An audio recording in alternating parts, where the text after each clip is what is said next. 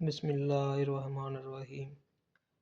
آج کی اس ویڈیو میں ہم آپ کو ایک ایسے اسلامی واقعے کے بارے میں بتائیں گے جس میں ایک درویش ایک بادشاہ کو ایک خوبصورت نصیحت کرتا ہے۔ بادشاہ کو درویش کی ایک خوبصورت نصیحت۔ پرانے وقتوں کی بات ہے کہ ایک ملک میں ایک بادشاہ حکومت کرتا تھا۔ خوشحالی کے دن تھے۔ ایک دن بادشاہ کی ملاقات ایک درویش بزرگ سے ہوئی۔ بزرگ بہت ہی نیک اور پرہیزگار تھا۔ بادشاہ ان سے بہت عزت سے پیش آیا اور ملاقات کے آخر میں ان سے فرمائش کی کہ مجھے کوئی ایسی چیز، تعویذ، وظیفہ وغیرہ لکھ دیں جو انتہائی مشکل وقت میں میرے کام آئے۔ بزرگ خاموش رہے، لیکن بادشاہ کا اصرار بڑھا، تو انہوں نے ایک کاغذ کے ٹکڑے پر کچھ لکھ کر دیا اور کہا کہ اس کاغذ کو اس وقت کھولنا جب تم سمجھو کہ بس اب اس کے آگے تم کچھ نہیں کر سکتے، یعنی اس کاغذ کو انتہائی مشکل وقت میں کھولنا۔ قدرت کا کرنا ایسا ہوا کہ کچھ ہی عرصے بعد اس ملک پر حملہ ہو گیا اور دشمن کی فوج نے بادشاہ کی فوج کو الٹ پلٹ کر رکھ دیا۔ بادشاہ کو اپنی جان کے لالے پڑ گئے اور وہ بھاگ کر کسی جنگل کے غار میں چھپ گیا۔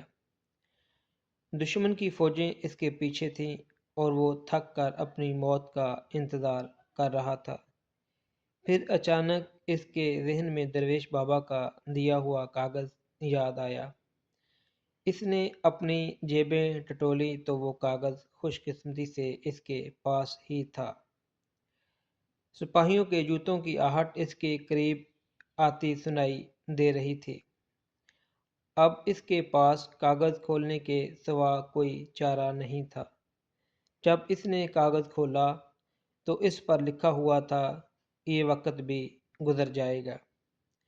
بادشاہ کو بہت غصہ آیا کہ بزرگ نے میرے ساتھ یہ کیا کیا۔ کھیل کھیلا ہے، لیکن افسوس وہ کچھ نہیں کر سکتا تھا۔ اس نے تحریر کو کئی بار پڑھا، لیکن اس کی سمجھ میں کچھ نہیں آ رہا تھا کہ درویش نے یہ کیا لکھا ہے اور یہ کیوں لکھا ہے۔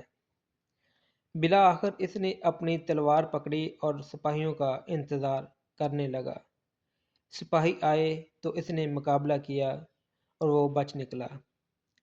اس کے بعد کئی مدت تک بادشاہ بہت خوار ہوا۔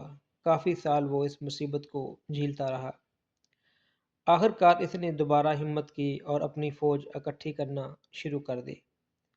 کافی سالوں کی محنت کے بعد اس نے اپنی فوج کو اکٹھی کر لی اور دوبارہ سے اس ملک پر حملہ کر دیا، اور خوش قسمتی سے اس جنگ میں اس کو فتح نصیب ہوئی اور وہ ایک بار پھر اس سلطنت کا بادشاہ بن گیا۔ اس کی بہادری کے قصے دور دور تک مشہور ہو گئے اور رایا میں اس کا خوب تذکرہ ہوا۔ اس کے دربار میں اور دربار سے باہر بھی لوگ صرف